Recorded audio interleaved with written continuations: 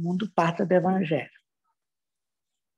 Então, esse livro, Brasil, Coração do Mundo, Pátria do Evangelho, era um livro em que o espírito Humberto de Campos, sob a assessoria de Ismael, sob a assessoria de Emmanuel, que era o espírito que é orientador do médium, ele falava da missão do Brasil.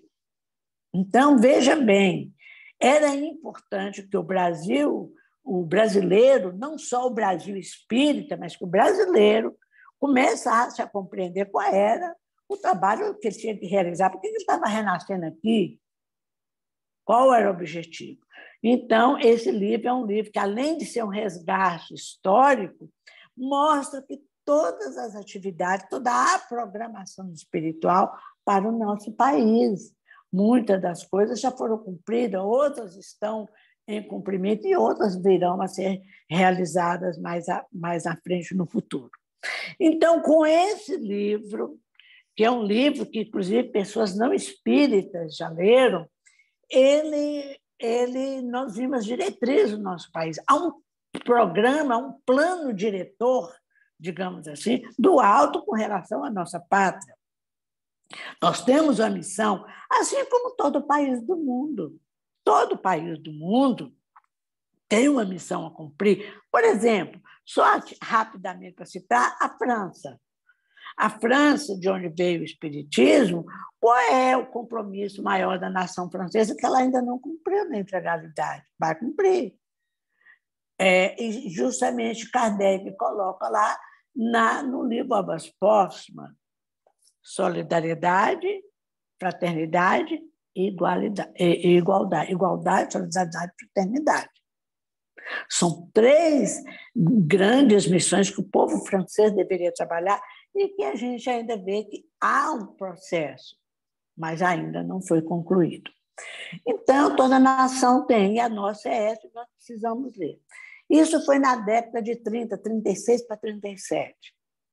Quando foi 2 décadas, quase 2 décadas depois, em 49, depois do pós-guerra, eis que nós tem uma conferência, uma grande conferência no Rio de Janeiro, chamada Conferência Espiritualista, e que era presidido por um cubano, e era uma conferência de uma semana.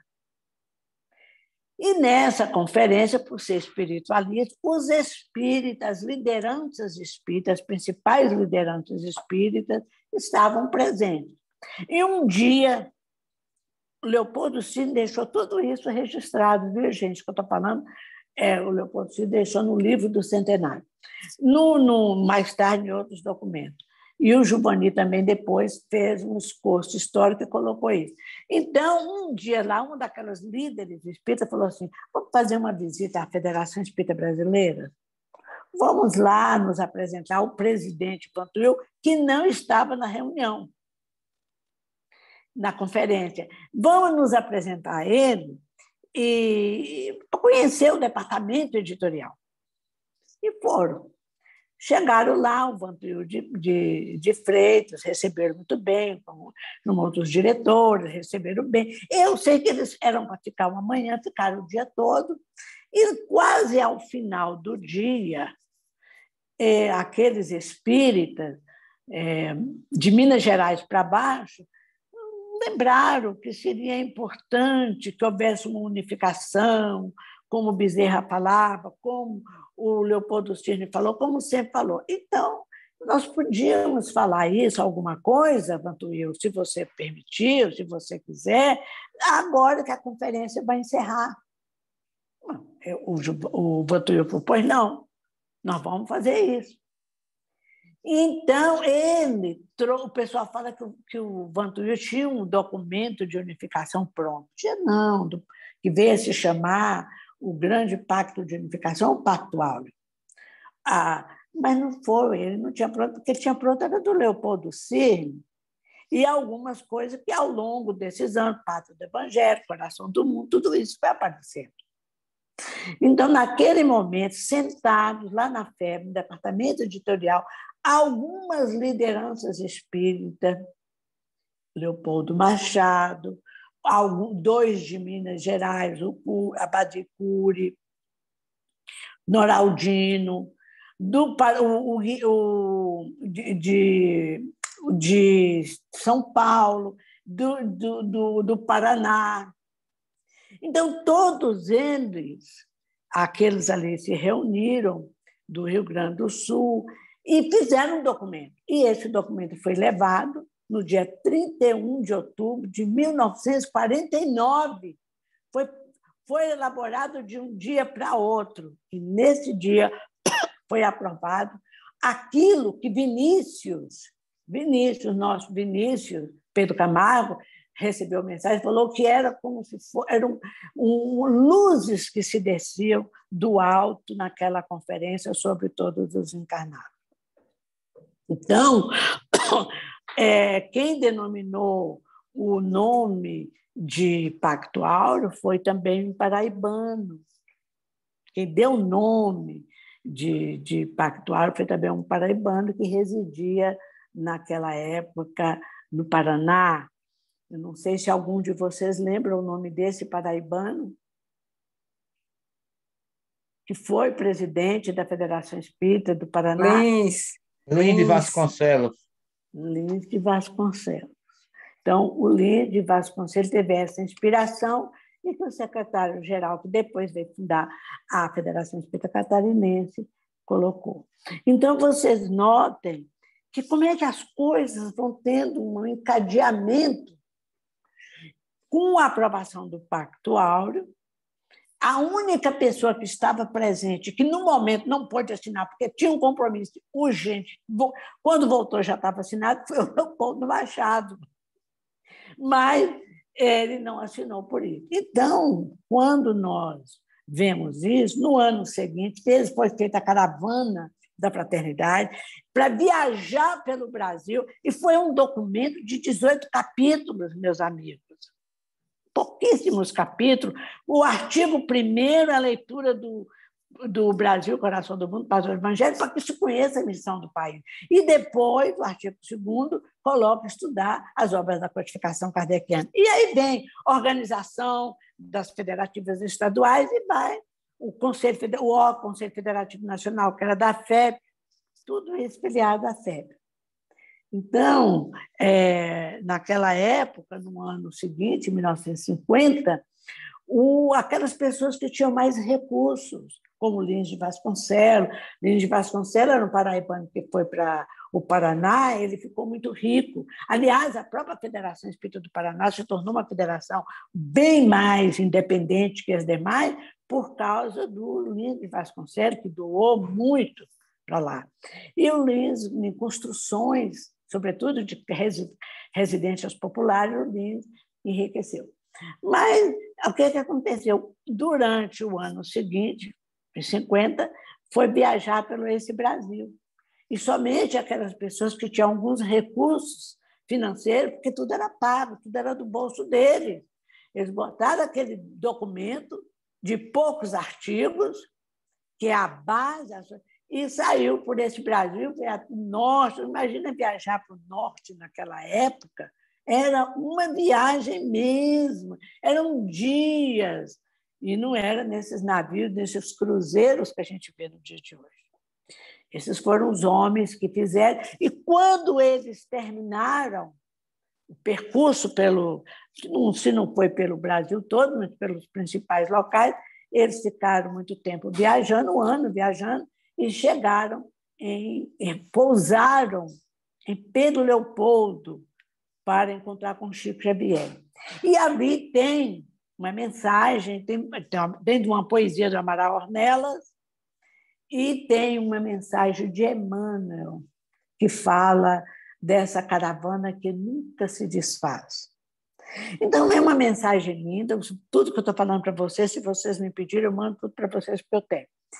Então, pronto. Aí era o trabalho. Então, durante esses anos, a partir de 1951 até a década de 60, a década de 60, os espíritas começaram a se reuniam uma vez, e criaram, como o Zé Raimundo falou aí, as zonais, que representava o norte, o nordeste, o centro e o sul.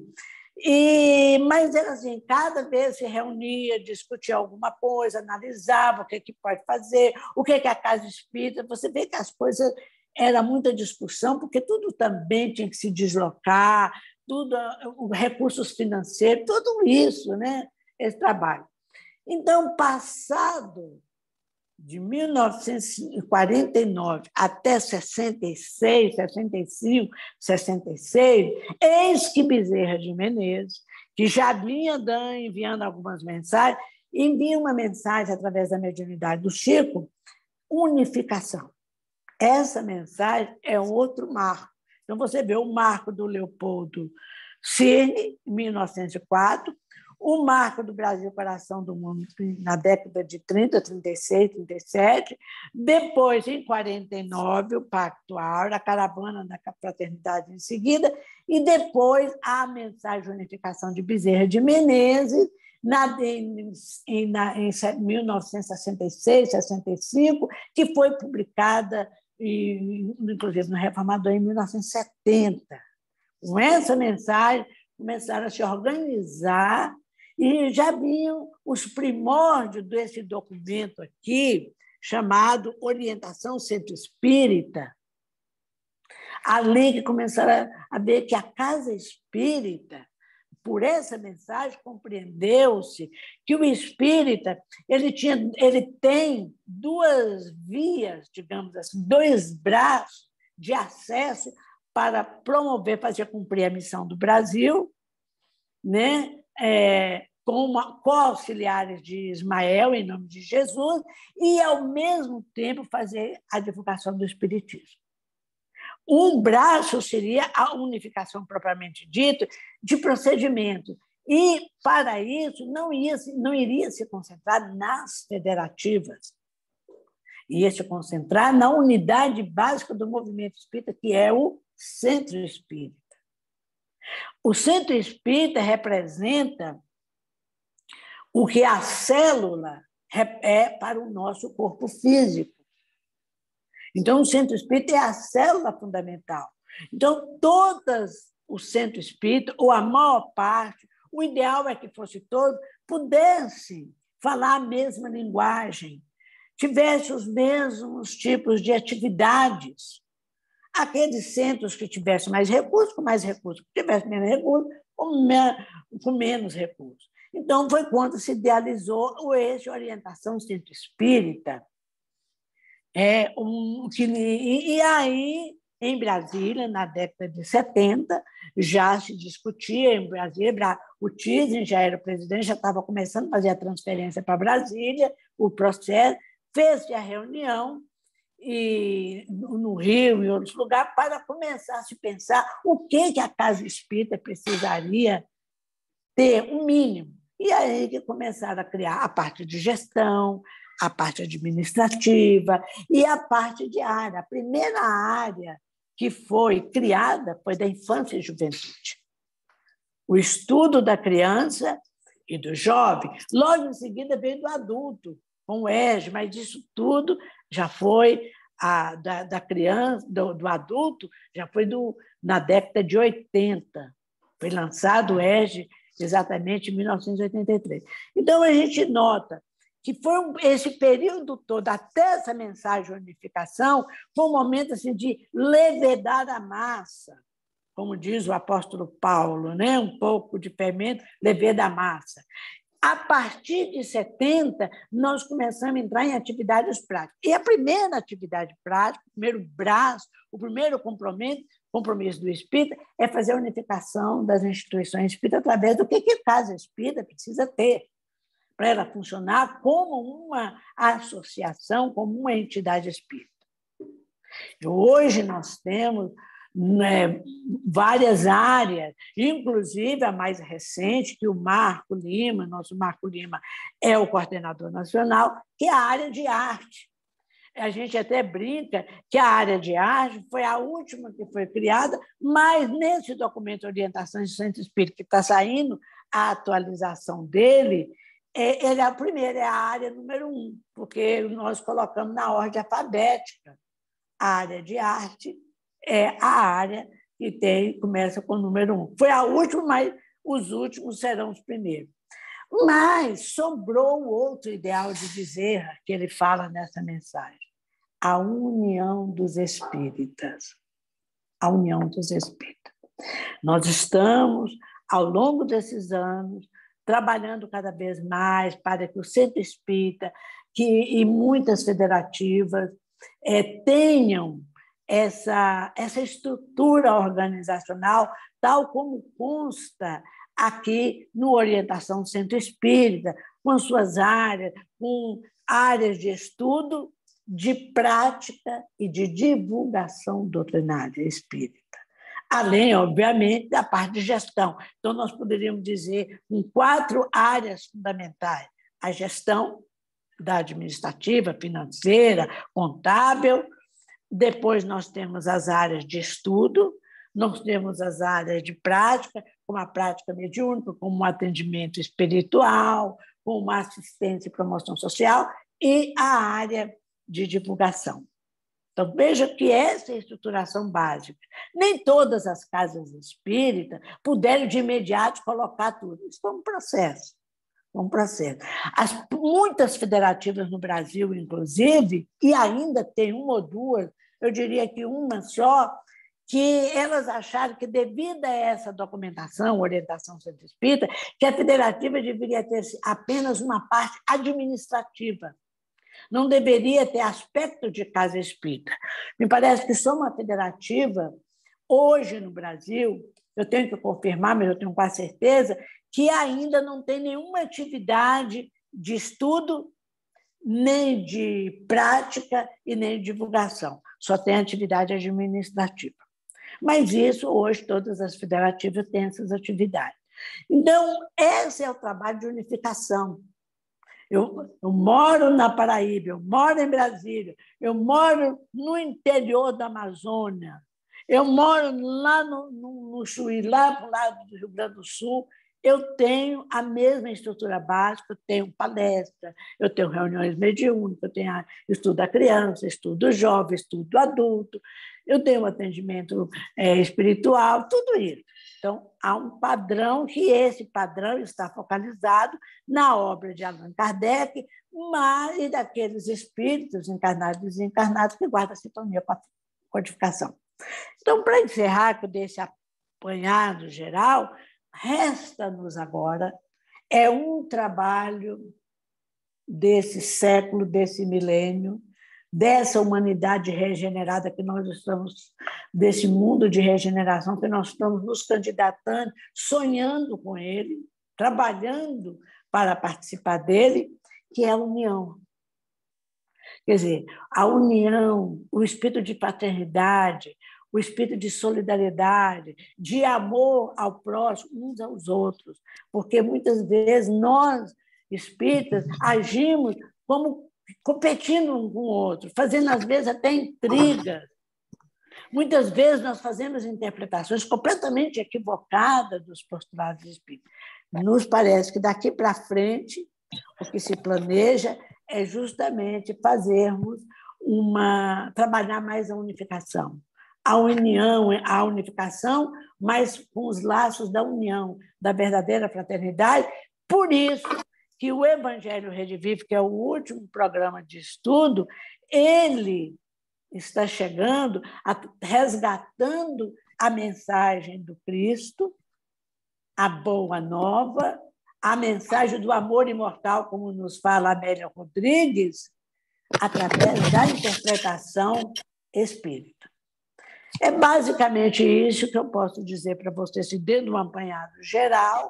Eu não quis entrar em detalhes específicos, mas estou à disposição se alguma coisa faltou, que eu esqueci, que eu possa complementar. Ok, Marta, muito obrigado aí pela explanação, um passeio histórico, né, no movimento espírita, resgatando, né, todo o apanhado, né, de contribuição de ilustres espíritas no nosso Brasil.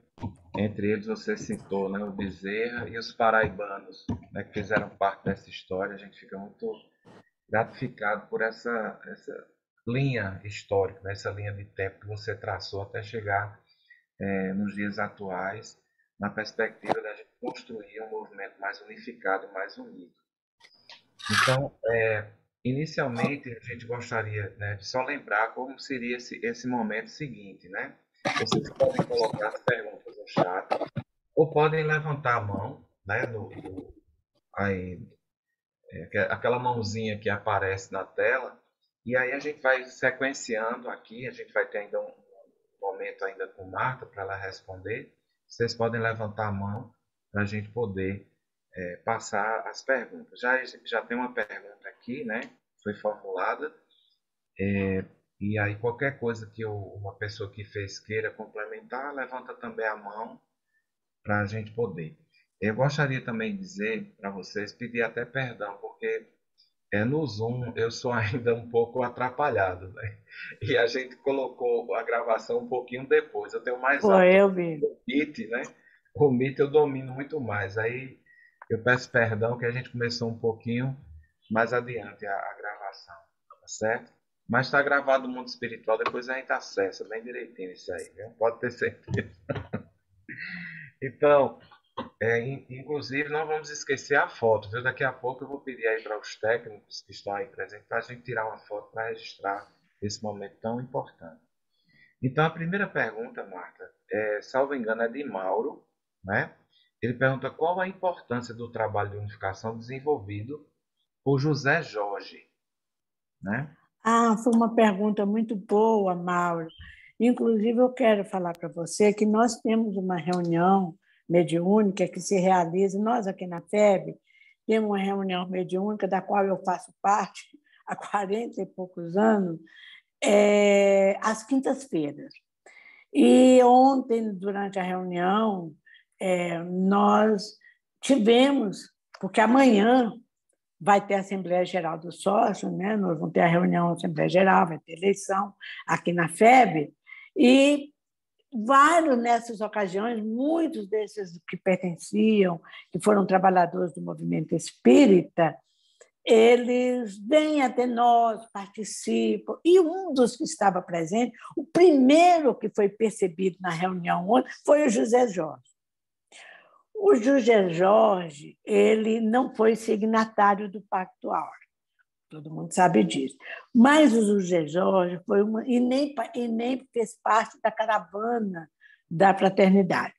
Mas o José Jorge foi uma pessoa excepcional, um espírito excepcional. Ele, na verdade, ele não gostava de cargos, ele não ocupava cargos, assim, presidente de uma federativa. Não. O José Jorge falava muito bem. Eu conheci o José Jorge, convivi com ele, que eu fui para a FEB, como o Zé Raimundo falou, em 80, dia 8 de janeiro de 1980, eu estava na FEB atendendo o convite do presidente Francisco Tise. Então, o José Jorge ele saiu por esse Brasil, fundando o federativo. Eu tenho a impressão que a federação de vocês aí, quem foi que fundou a federação de vocês da Paraíba? Não estou me lembrando. Quem foi? Quem foi? A Federação da Paraíba é mais antiga, Marta. É mais antiga? Foi fundada por quem, Zé Raimundo? Foi fundada por um amazonense, Manuel Alves de Oliveira, 1916. E Zé 16. Jorge participou da criação da Federativa do Norte. Do Norte, isso eu sei, isso que eu ia falar, do Norte. Ele viajou por contas próprias, ele era baixinho, ele era bem pequenininho, de figura, de estatura mignon, mas ele era um gigante quando ele abria a boca para falar do espiritismo. E falava muito bem, ele era professor de português, inclusive era professor do Colégio Pedro II, lá no Rio de Janeiro, um colégio tradicional, escolhia a dedo os seus professores, e ele era uma pessoa muito dinâmica, muito estudiosa, conhecedor profundo e que fundou muitas federativas. E, além de fundar, sobretudo no norte do Brasil, o José Jorge ele ajudou muitos, aquelas que estavam mais enfraquecidas, ou que não tinham muito contato, ou que não sabia se expressar direito, como se organizar. Ele fez muitas viagens por conta própria, por ideal. E ele sempre esteve presente às reuniões do Conselho Federativo Nacional, porque ele era uma liderança nata e uma pessoa que, a despeito de não gostar muito de carro, inclusive foi uma das pessoas que escreveu alguns textos do ES, do Estudo Aprofundado da Doutrina Espírita, do Estudo Sistematizado da Doutrina Espírita. Aliás, o Estudo Sistematizado da Doutrina Espírita, quando foi iniciado para eles lá na década de 80 e no ano de 81, nós tínhamos, eu coordenava, o Tise me deu essa coordenação desse trabalho, e nós tínhamos 25 pessoas do movimento espírita que se ofereceram na reunião do Conselho Federativo Nacional para ajudar na elaboração dos textos. Inclusive, o Zé Jorge foi um. Pois bem, 4 anos depois, 4, 5 anos depois, foi mudando, as pessoas foram desistindo, foi mudando e tal, e até o final do ESD, que no início eram 6 apostilas, estavam presentes o José Jorge, que nunca deixou de escrever, o Lauro Santiago, que foi vice-presidente da FEB, o Jonas Barbosa, que foi presidente da União Espírita Paraense por mais de 30 anos, e nós aqui. Eram os que continuamos com a apostila do ESG até o final.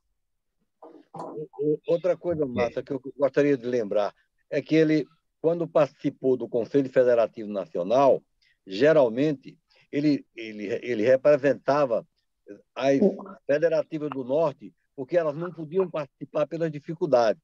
E ele estava sempre ali fazendo contato em nome da Federativa do Norte e depois em nome do Instituto de Difusão Espírita, né, lá do Rio de Janeiro. Do Rio de Janeiro. E bem lembrado, Raimundo, você me lembrou bem, porque aqueles estados eles tinham muitas dificuldades, não só financeiras, mas até para sair, para viajar, eram dias.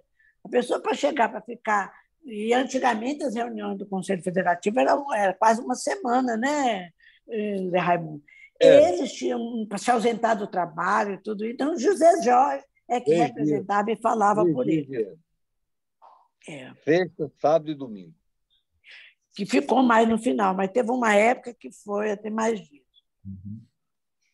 Marta, nós temos um comentário, né, de uma coordenadora aqui do Cariri, que temos a nossa divisão por coordenadorias, né, de órgãos de unificação aqui. A coordenadoria do Cariri, que tem à frente a Adriana, ela faz o seguinte comentário: maravilhoso esse resgate das memórias do movimento espírita, minha irmã, e mais ainda essas suas palavras finais sobre união tão urgente e ainda ausente nas nossas casas espíritas. E em seguida tem uma questão: que orientações nos chegam no sentido de buscar união e de reconhecer e valorizar cada criatura e evitar as vaidades nas atividades espíritas? Olha, minha irmã, esse é um trabalho realmente, é o trabalho mais desafiante para todos nós. Nós ainda, às vezes eu fico meditando, nós ainda somos um espírito muito atrasado. Essa é a verdade. Pelo menos eu falo por mim. Nós ainda somos muito atrasados.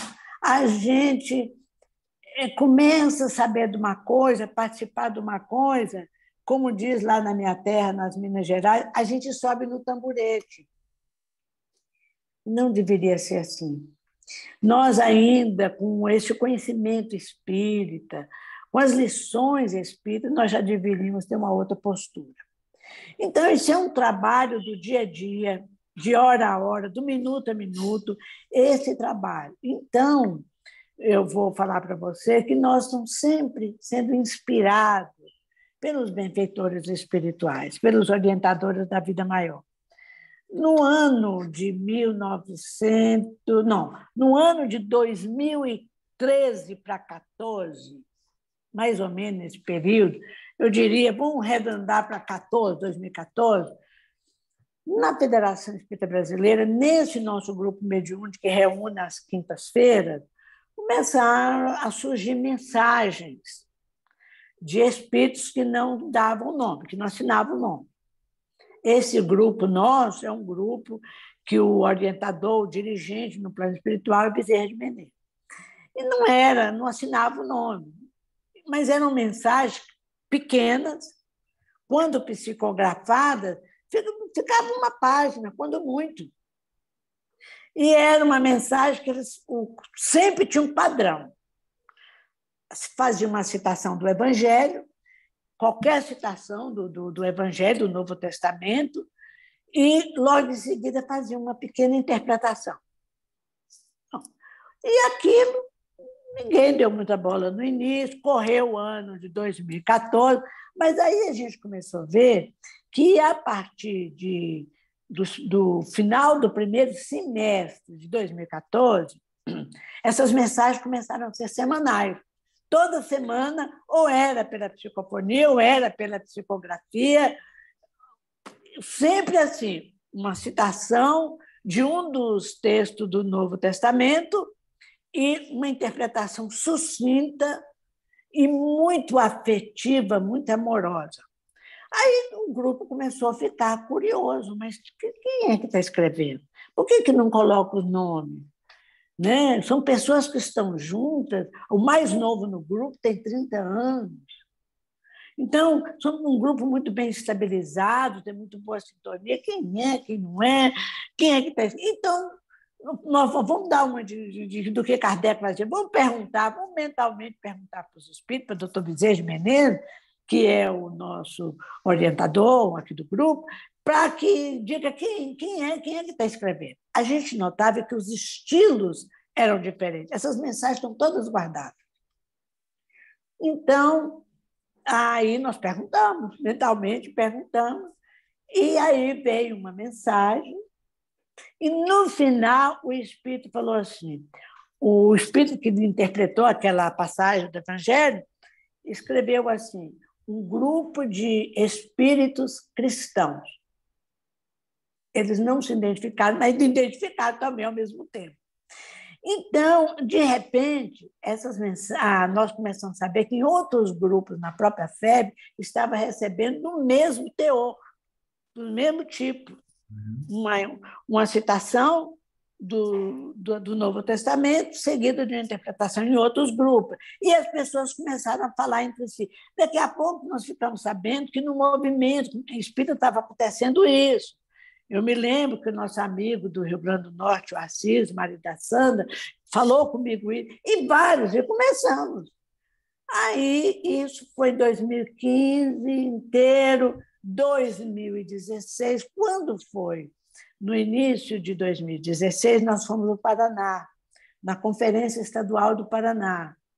E lá encontramos rapidamente com Haroldo Dutra, que é meu conterrâneo e que nos ajudou muito, junto com o Honório Abreu, no programa de estudo aprofundado da doutrina espírita, sobretudo os livros 2 e 3, que falam dessa parte interpretativa.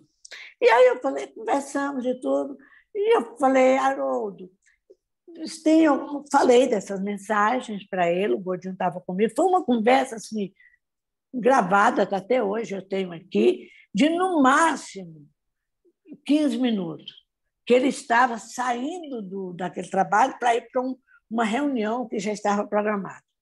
Então, eu falei, Haroldo, está acontecendo isso. Ele falou, Marta, ele tinha tentado, junto com o ex-presidente da FEB, montar um NEP, Núcleo de Estudo e Pesquisa do Evangelho, que começou, muito bom programa, um programa excelente, mas era um programa assim, mais, eu vou dizer assim, mais elitizado, porque era voltado mais para pesquisa. E o trabalho de pesquisa, mesmo nas universidades, é um trabalho que tem lá as suas dificuldades. E nós queríamos, eu conversei isso com o Haroldo na época, junto com o Godinho, falei, o que eu imagino por essas mensagens que tem 2 anos que nós estamos recebendo, desde 2014, é que os espíritos estão querendo que nós falamos mais do amor, da mensagem de Jesus, que fala do amor do Pai, que toque mais os corações. Ele fala mais para todo mundo. Aí o Haroldo teve uma inspiração na hora.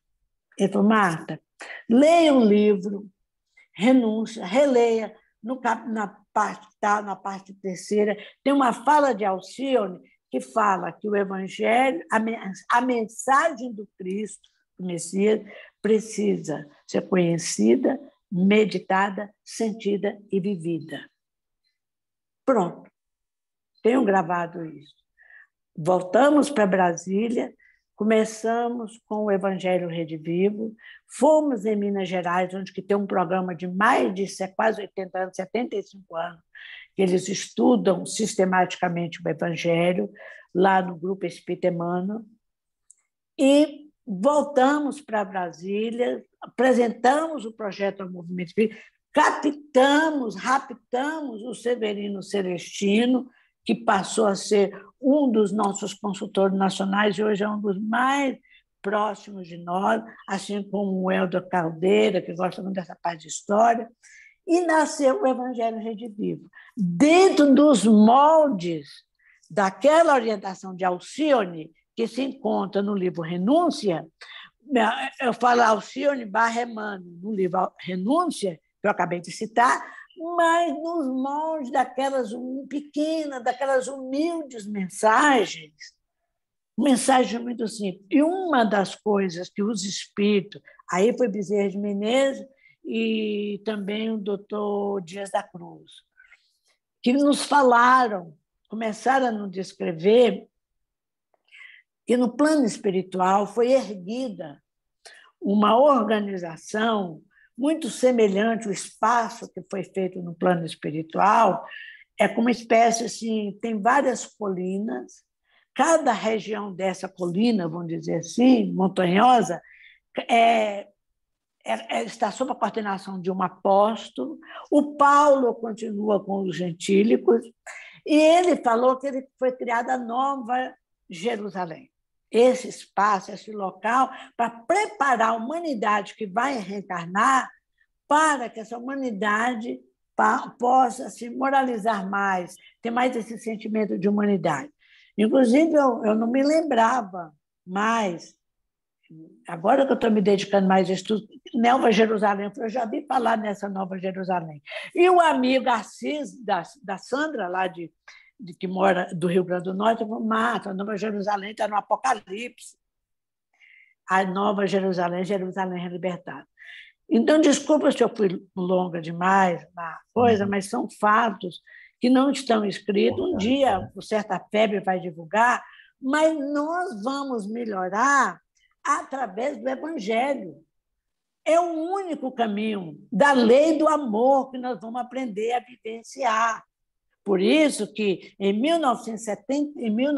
2017, o Divaldo falou para nós e para outras pessoas que estavam presentes, inclusive o Raul Teixeira e outros, que esse programa era o programa da nova era e que estava sob a supervisão do espírito Bittencourt Sampaio.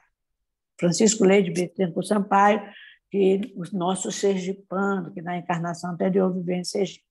Então, é através daí, é da lei do amor. Isso é um trabalho mais desafiante do que adquirir conhecimento. E outra coisa, para fechar, o Evangelho Rede Vivo é aberto a quem quiser, espírita, não espírita, a jovem, a adulto, que tem conhecimento, que não tem conhecimento, de qualquer idade, de qualquer sexo, de qualquer forma. Nós temos, nesse programa do Estudo Evangelho Rede Viva, algumas pessoas da Igreja Católica e algumas, sobretudo, da Igreja Renovada, da Protestante. Ok, Marta. Temos mais duas perguntas, algumas reflexões também. Eu gostaria, para você tomar uma aguinha, né? Pedir aos amigos que estão aqui, que são mais hábeis no Zoom, que, se possível, registre esse momento com a foto, né? Depois a gente vai compartilhando. Abram as câmeras, por favor, um minutinho. E aí eu peço o Cazuza, enfim, outras pessoas que possam nos ajudar nesse sentido. Nós temos aqui uma pergunta, antes de passar para João, a respeito de uma colocação aqui de Carol, né? Carol Medeiros, lá de Campina Grande. Ela diz assim: Marta, suas palavras aquecem os nossos corações e nos enchem de bom ânimo para a jornada. Aí pergunta: quais as orientações quanto à resistência às mudanças? Como gestar esse processo de unificação sem gerar rupturas?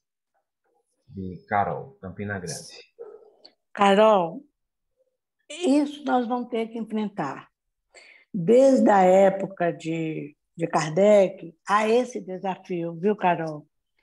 O próprio Kardec foi muito perseguido, muitas pessoas no movimento espírita daquela época, que estava iniciando, foram pessoas que se posicionaram contra Kardec, nasceram derivações, nasceram interpretações, e nós ainda temos cisões no, no movimento espírita, porque uma coisa é a doutrina, que os espíritas nos ensinaram, outra coisa é o movimento espírita, que é o trabalho dos homens, é um trabalho nosso, com as nossas interpretações, com as nossas limitações, ou, às vezes, com as nossas facilidades, com o nosso processo evolutivo.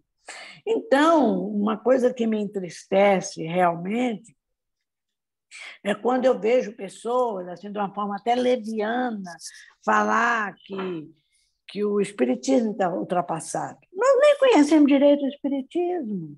E não estou falando só na parte teórica. A parte prática, nós estamos muito distantes ainda de vivenciá-la, de nos transformarmos em homens de bem, pessoas de bem, como nos aconselha o Evangelho segundo o Espiritismo. Então, pessoas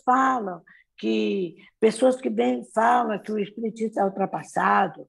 Não, não está ultrapassado, não, nós nem conhecemos direito. Daqui a pouco fala que Jesus está ultrapassado e tantos outros. É porque nós temos esse hábito, que aquilo que a gente não compreende, ou por querermos chamar atenção para nós mesmos, a gente fala que o outro é ultrapassado. Então, existiu no passado, ainda existe no presente aqueles que têm as suas ideias próprias.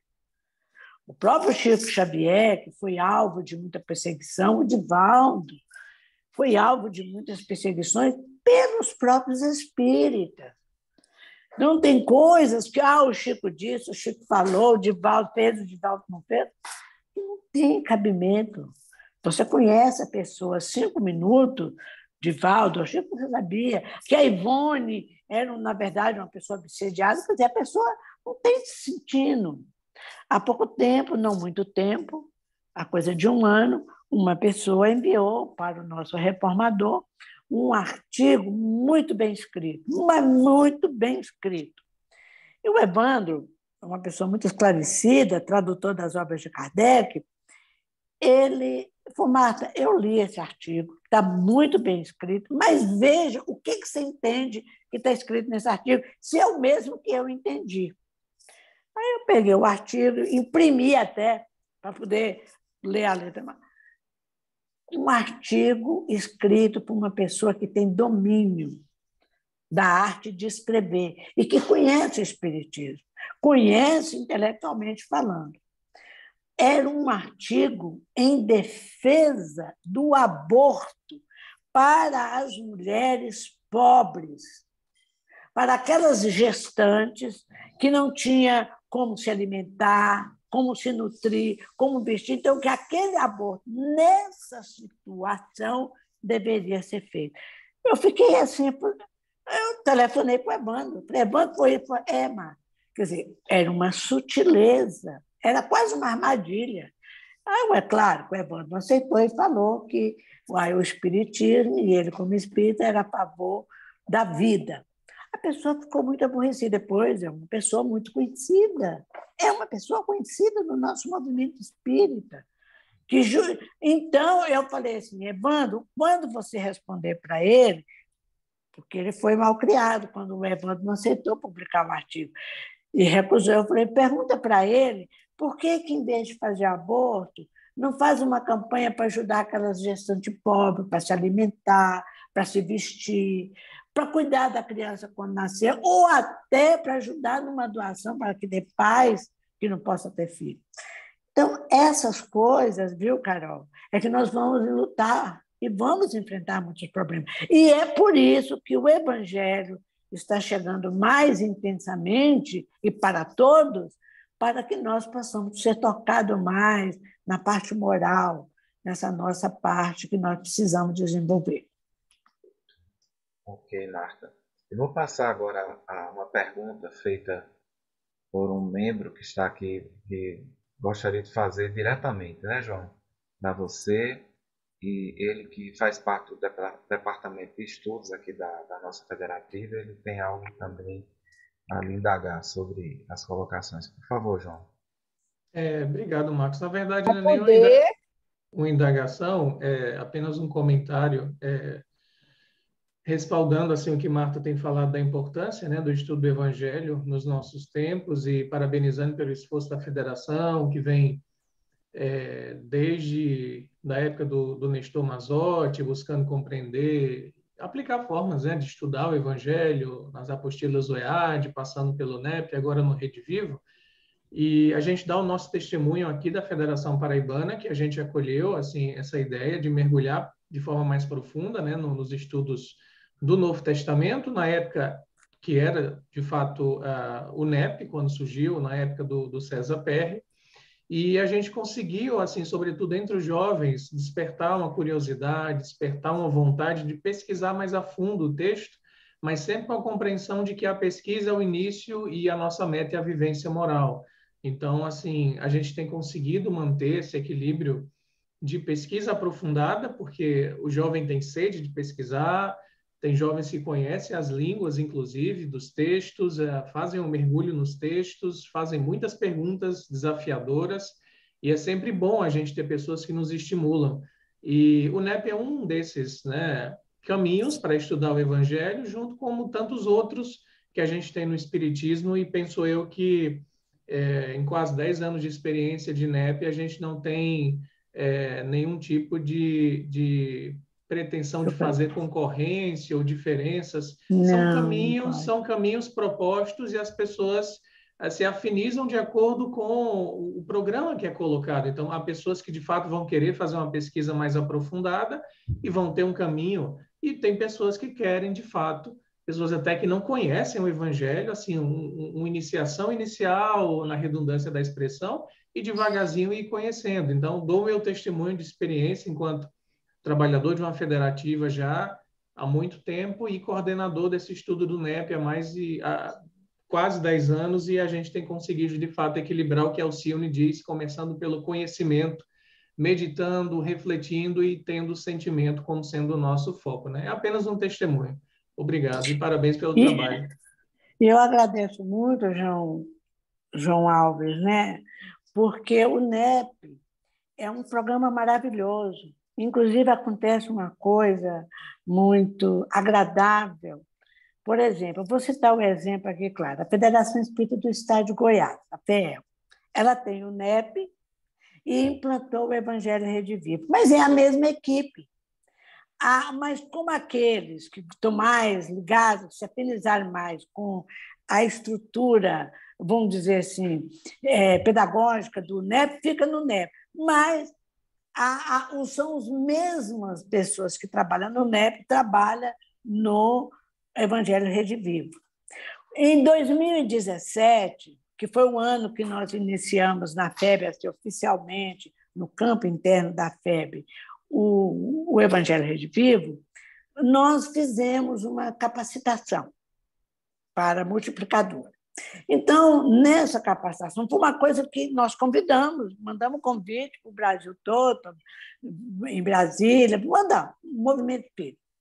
E nós fomos surpreendidos que, quando, em um determinado momento da capacitação, nós vimos que nós tínhamos cerca de 101 pessoas provenientes de vários lugares do Brasil e de Brasília, do Distrito Federal. Então, de repente, foi mais que por acaso mesmo, acho que foi alguma coisa, alguém perguntou assim, uma das pessoas que estava falando falou assim, quem é aqui que estuda o NEP? Aí um grupo de pessoas levantou a mão. Aí há algum outro estudo? Aí o pessoal de Minas Gerais, que estava presente, falou, levantou a mão, que é o estudo do que eles chamam de miudinho lá, né? E aí eu achei interessante aquilo, aí duas pessoas levantaram a mão. Eu não estudo nem o miudinho, nem o NEP.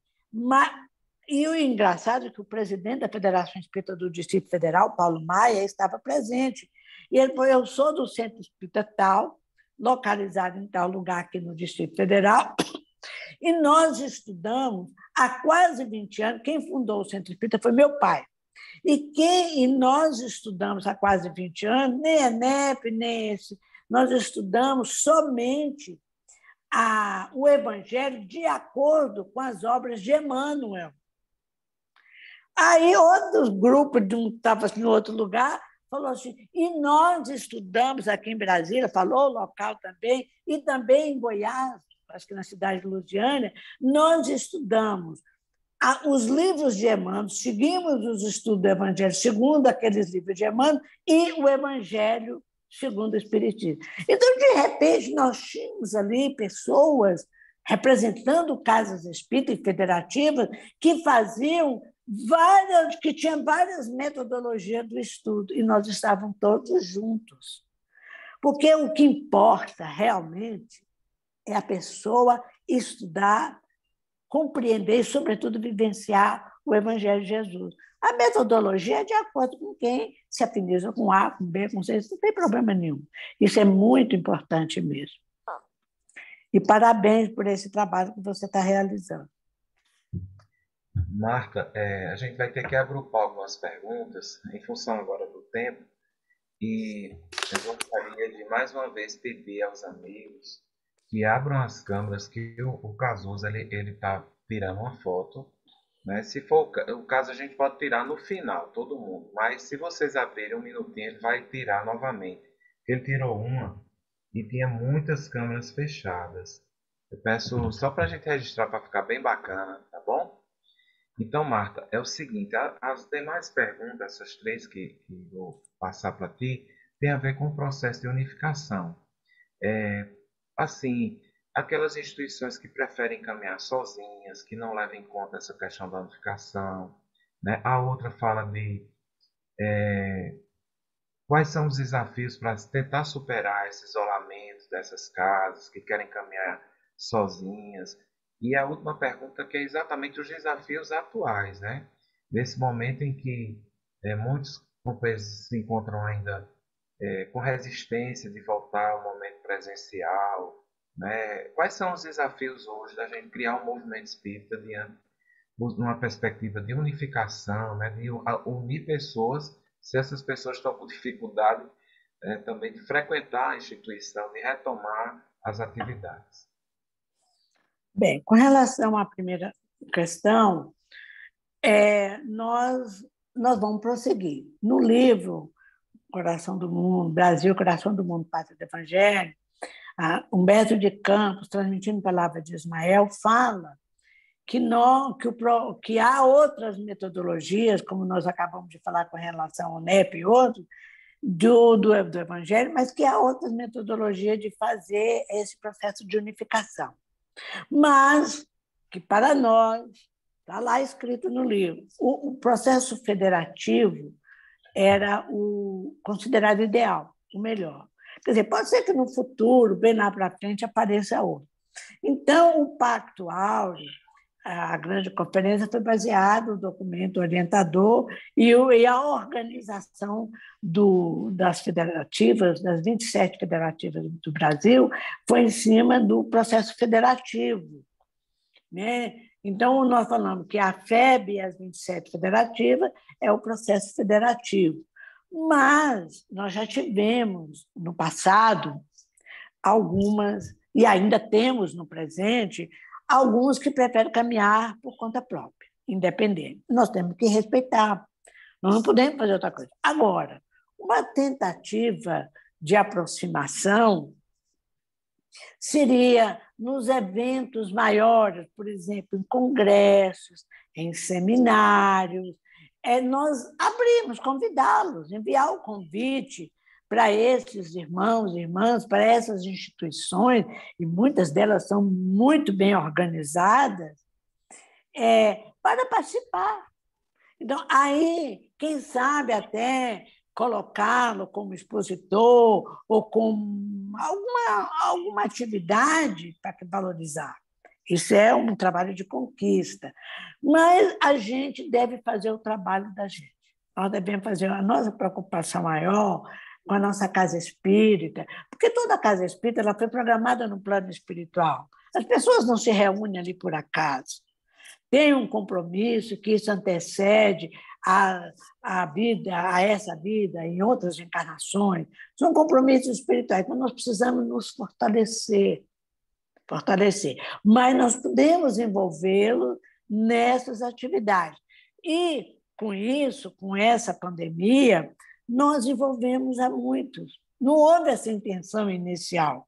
Quando ocorreu a pandemia, que houve isolamento social, que as casas espíritas estavam com as portas fechadas, nós tivemos que investir em tecnologia virtual, como nós estamos fazendo aqui. Então, essa tecnologia virtual, qualquer pessoa pode ter acesso, mesmo aqueles que não simpatizam com o processo federativo de unificação do movimento espírita. E nós, nesses anos, desde 2020, criamos ligações afetivas de apoio, não só de apoio tecnológico, mas também apoio espírita, dessas instituições que estavam desligadas, que estavam afastadas. Outro dia mesmo, uma capacitação do Evangelho Redivivo que ocorreu no estado de São Paulo, na região ali do ABC, nós tínhamos pessoas que ainda não estavam, grupos espíritas que ainda não estavam ligados à Federativa Estadual, mas que estavam muito felizes por estar ali. Tinha um grupo do Paraná, que uma parte fazia parte da Federativa do Paraná, não, um grupo do Rio de Janeiro, da região de Petrópolis, onde houve aquela calamidade, que não fazia parte da Federativa Estadual, mas estava ali. Então, essa parte virtual, quando essa pandemia passar, vai passar, vai acabar, virão outras coisas, podemos até imaginar que poderão até vir coisas mais desafiantes, mas essa parte virtual não vai acabar. Porque, veja bem, nós estamos aqui falando, pessoas de todo o Brasil, pessoas do exterior, pessoas que, como diz um companheiro ontem, numa reunião virtual que nós estávamos participando, ele falou assim, eu moro numa cidade tão pequena, eu tenho internet, mas na minha cidade, que eu fui transferido para cá, não tem centro espírita. Aí o pessoal brincou, olha aí a oportunidade de você fundar uma casa espírita. Então, pessoas que não se locomovem, pessoas doentes, pessoas que não têm recursos para se deslocar para uma casa espírita, pessoas das grandes cidades como Rio de Janeiro, São Paulo, Recife, né? Belo Horizonte, para citar algumas, que tem uma alta taxa de criminalidade e que a pessoa sai do centro espírita 10 horas, 9 horas da noite, 11 horas, dependendo do lugar, sai de uma reunião para outra. É perigoso. Então, essas pessoas vão aproveitar essa parte virtual. Então, tem esses prós e os contras. Veja bem, ontem foi feita justamente essa pergunta, nessa live de ontem, foi perguntada ao presidente Godinho, que estava na live também, quando é que a Casa Espírita vai voltar? Aí o Godinho deu uma resposta de bom senso. A Casa Espírita retorna às suas atividades presenciais a hora que ela julgar prudente. Tem casas espíritas que, no momento, não têm a menor condição de voltar à atividade presencial. Nós, aqui na Fé, por exemplo, já estamos voltando à atividade da infância e juventude. A atividade de assistência e promoção social a atividade presencial da assistência e promoção social nunca foi suspensa. usava todos os cuidados higiênicos e sanitários, mas nunca foi suspensa, sobretudo porque a da pandemia, o empobrecimento, as dificuldades materiais aumentaram muito, e as espirituais, sobretudo. Então, isso aí vai ficar a critério de cada casa espírita. Ela que vai ver os seus espaços, o que vai voltar. Nós estamos voltando agora com a infância e juventude, agora no mês de março, agora no início de abril, e com todo o protocolo sanitário. Estão voltando aos poucos a essas atividades. É isso que eu tinha para falar para vocês. Ok, Marta. O nosso tempo já está bem adiantado e nós gostaríamos de passar ainda a palavra para Mauro, né, que ele pediu, e depois suas considerações e passar a palavra para o Raimundo também. Pois não, Mauro. Obrigado, Marcos. Boa noite a todos. Eu queria aproveitar a oportunidade, só isso, tá? Parabenizar a Marta por essa retrospectiva que a gente já presenciou um pouquinho, né? E foi muito boa essa sua consideração. Mas uma coisa que tem me chamado a atenção ao movimento, que eu gostaria de deixar a ideia, né? Viu, Marta? Aproveitando você, Severina, estão aqui, o movimento espírita tem se debruçado muito em eventos. Toda semana você tem eventos em várias instituições federativas, assim por diante. Desculpa. Então, fiquei outro dia pensando, meditando sobre isso. Eu acho que está faltando a gente introduzir nesse movimento uma ação assim, caritativa, uma ação dentro dessas atividades que leve à sociedade, que essas pessoas que estão participando vão à sociedade, fazer uma atividade de benemerência. Então, acho que eu queria deixar essa ideia, entendeu? Que na programação dessas atividades, de um congresso, por exemplo, a gente tivesse pelo menos uma manhã que as pessoas que quisessem, que estivessem participando, ia para uma instituição, levar um benefício, fazer uma atividade de coleta. Eu acho que a gente está precisando fazer isso, trazer o movimento para uma ação caritativa também na sociedade, né? Só queria deixar essa ideia que outro dia me passou. É lógico que pode estar equivocado, etc., mas eu gostaria de aproveitar aqui, como é uma reunião do Conselho que não é deliberativa, né? Só para ter ideia, aproveitando as oportunidades, tá bom? Obrigado, boa noite. É uma boa ideia, e tem algumas federativas, alguns eventos de federativa que já fazem alguma coisa. Por exemplo, eu me lembro da Federação Espírita do Amapá, antes da pandemia, nessa questão do aborto,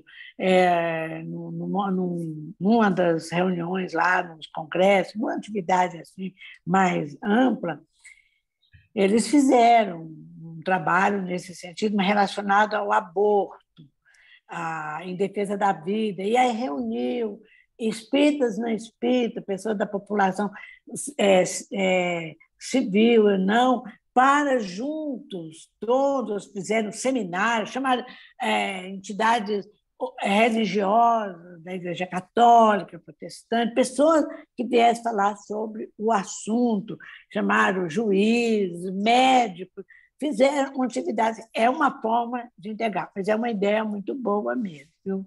É uma ideia muito boa mesmo. Marta, já passando já para as considerações finais, mas antes, você poderia falar desse projeto da FEB no sentido de divulgar vídeos que falam da orientação centro espírita de uma forma bem didática, com a participação dos coordenadores, da diretoria da FEB, e esses vídeos já estão disponíveis, né, para um trabalho de pesquisa, né, de aprofundamento. O que você poderia dizer a todos? Inclusive, nós já colocamos o link no grupo do CFE da gente, está à disposição para baixar, para fazer um estudo, né? Gostaria que você falasse um pouquinho nas suas considerações finais para o Raimundo. Esse trabalho, que tem sido um trabalho da área da comunicação, não só da área da comunicação coordenada nacionalmente pelo André, mas da área da comunicação interna da FEB, que está sob a supervisão geral do Geraldo Campetti, que inclusive envolve a FEB TV, foi um trabalho, assim, tem um documento de orientação ao Centro Espírita. É o documento básico que a gente deve, vamos falar assim, colocar debaixo do braço e ir de casa em casa para trabalhar as ideias que estão ali. Então, a área da comunicação, a coordenação, teve a ideia de pegar o livro, destrinchar a parte de gestão, a parte de unificação, a parte das áreas, que são todas elas, de falar, e da parte das mensagens dos espíritos. Então, são vários vídeos que ajudam e que ilustram. Por exemplo, a pessoa vai viajar, vai fazer uma live e que quer falar, por exemplo, da área da mediunidade. Ele pode projetar aquele vídeo ou pode projetar parte daquele vídeo e pode fazer sua live. Eu quero fazer um seminário. Eu quero fazer um seminário sobre família.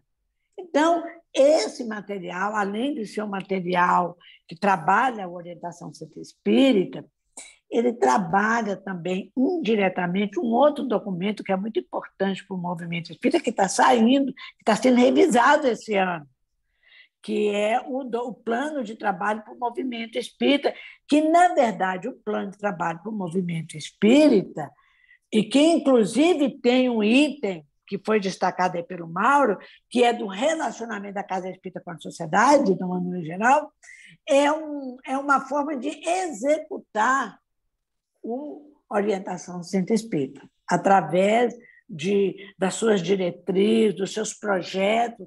Nós trabalhamos no movimento espírita com muitos projetos. Então, desses projetos podem nascer programas, e podem nascer não só programas, podem nascer áreas, como aconteceu com a área de arte, que era um projeto, virou um programa, e um programa que virou uma área nacional. Então, é isso que nós vamos... O que a gente sabe é que nesse trabalho de unificação, gente, a gente trabalha muito, mas é um trabalho bem-vindo e graças a Deus, porque a gente tem ainda condições de alguma forma, contribuir nessa construção de um mundo melhor. Eu gostaria agora, no final, Marco, se me permite, lembrar de um trecho pequeno de uma mensagem que eu até procurei aqui no meu celular, estava procurando, me lembrei dela. É uma mensagem, quando eu estava falando do espírito Erasto, então tem uma mensagem que é muito pouco conhecida de Erasto. Aliás, a gente conhece mais a mensagem de Erasto, mais conhecida é aquela: é preferível recusar 10 verdades do que aceitar uma mentira, que está no livro dos médiuns. Mas tem uma mensagem maravilhosa que se encontra na Revista Espírita, de 1861. Olha o ano, gente, 1861, no mês de outubro. E eu peguei um trecho dessa mensagem em que Erasto ele dá um conselho para os espíritas. Ele está dando um conselho para os espíritos e ele se sente constrangido de dar esse conselho, mas ele dá. Olha o conselho dele, que é um conselho sempre atual. Resta-me ainda vos dar alguns conselhos. Travessão. Embora os vossos guias muitas vezes vos tenham dado, mas que a minha posição pessoal e atual circunstância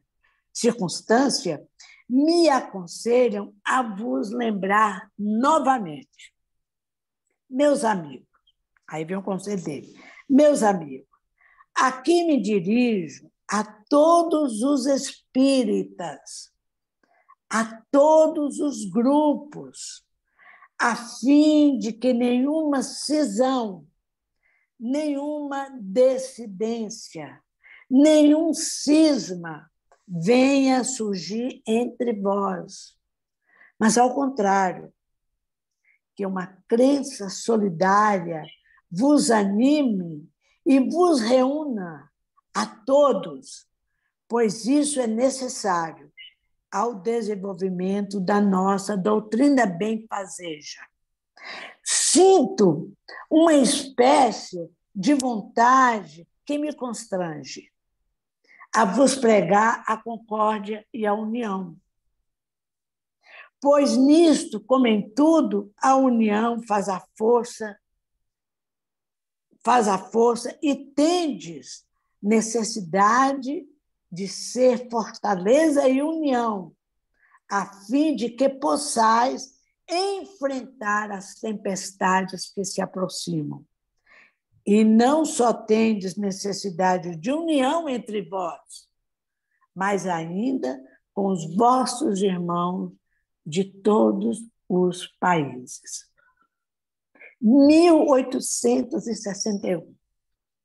Essa mensagem de Erasto, falando de assunto que hoje nós discutimos aqui. Se puder, compartilha com a gente, viu, esse trechinho que eu repasso para o grupo. Vou mandar esse grupo que eu copiei aqui da mensagem para você. Muito bom. Então, eu agradeço, né, em nome da Federação, Martinha, pela sua disponibilidade, por essa noite tão agradável, né, da gente passar revivendo momentos históricos do nosso movimento e conselhos e informações tão úteis para o nosso movimento. Um forte abraço. Deixo a palavra agora com o Raimundo e, se ele permitir, no final a gente canta a Alegria Cristã, que ele tanto gosta. Ah, pois é. Também gosto muito.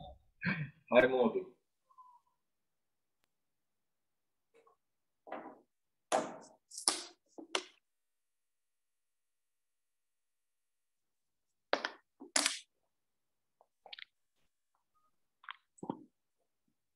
O microfone está desligado.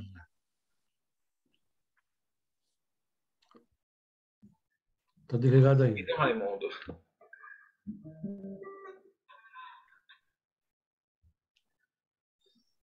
O microfone dele está desligado. Nós conseguimos, gente, uma foto bem melhor, com muitas câmeras abertas, mas ainda tinha algumas fechadas. Se vocês quiserem ajudar aí a Cazuza, porque o cachê dele só vai ser pago se todas as câmeras estiverem abertas, viu? Ele não vai ganhar o cachê dele, não. Então vamos lá. Vamos abrir as câmeras. Todo mundo sorrindo, quiser botar coração. Vamos lá, Tony, abrindo a sua câmera. Isso.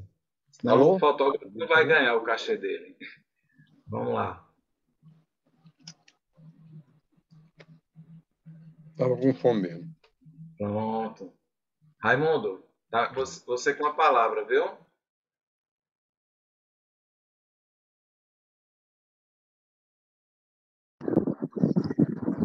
Ei, Marcos, antes que Raimundo volte ao microfone, eu queria agradecer a Marta, né? Eu sempre fui fã dela, do que ela escreve, as publicações, realmente eu fico muito feliz, né? Eu hoje saio da sala mais rico, viu?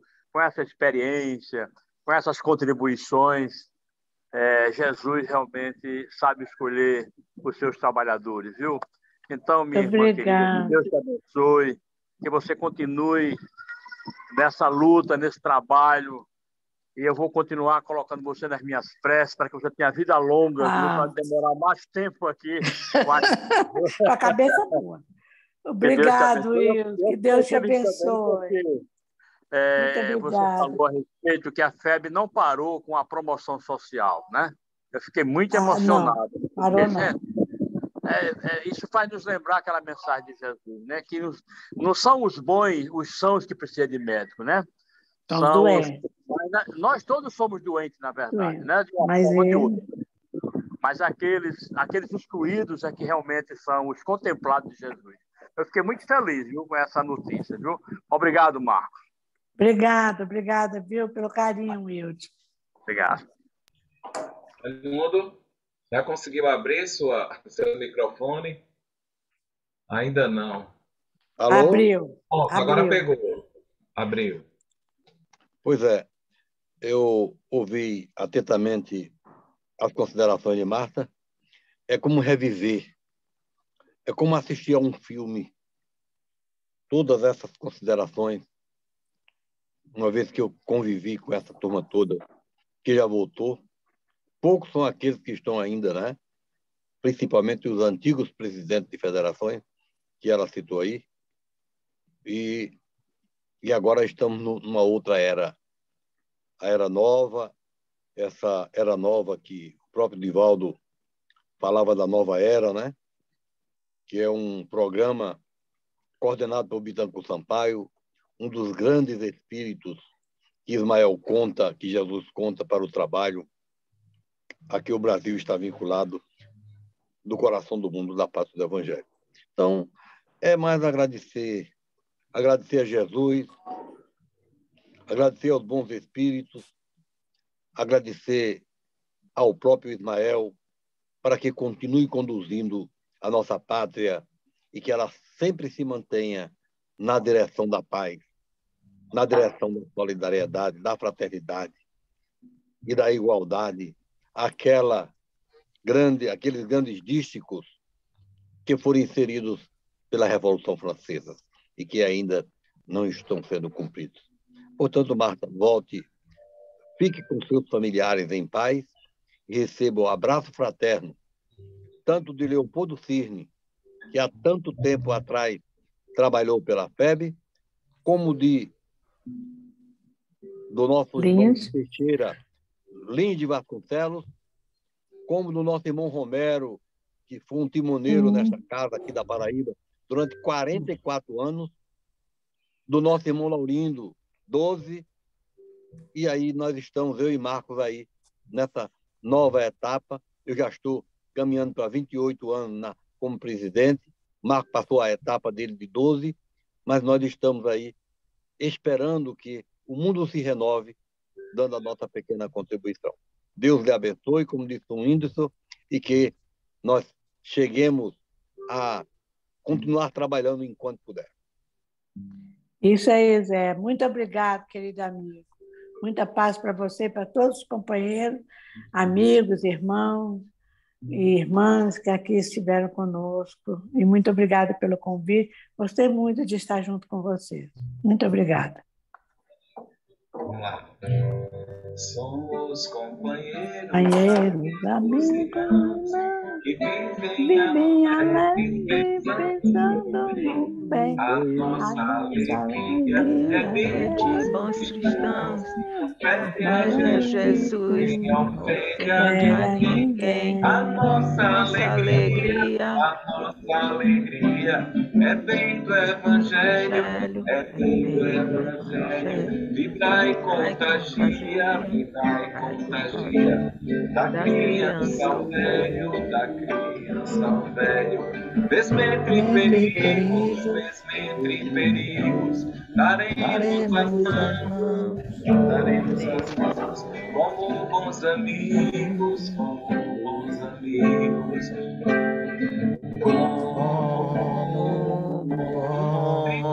cristãos, sempre ombro a ombro, sempre lado a lado, vamos trabalhar com muita alegria pelo Espiritismo mais cristianizado, pela implantação da paz e harmonia. A nossa alegria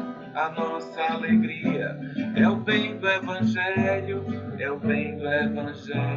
vibra e contagia, da criança ao velho, mesmo entre perigos, daremos as mãos, como bons amigos,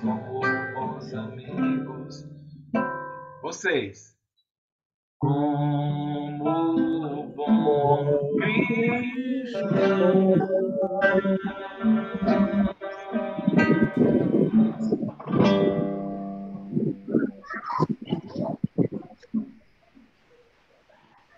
Gratidão, minha gente. Gratidão por tudo, pela participação e até o nosso próximo encontro, né, do CFE. E as coordenadorias, as atividades seguem, né, em frente, vamos em frente, continuar o nosso trabalho, né, como obreiros do Senhor e semeadores da paz, da esperança, né? e de todas as bênçãos do alto. Dia 1º de abril, conselho, reunião da Comissão Regional Nordeste. 1, 2 e 3.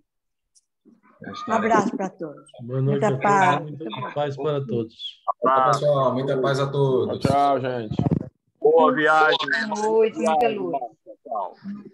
Tchau, boa noite a todos. Muita paz.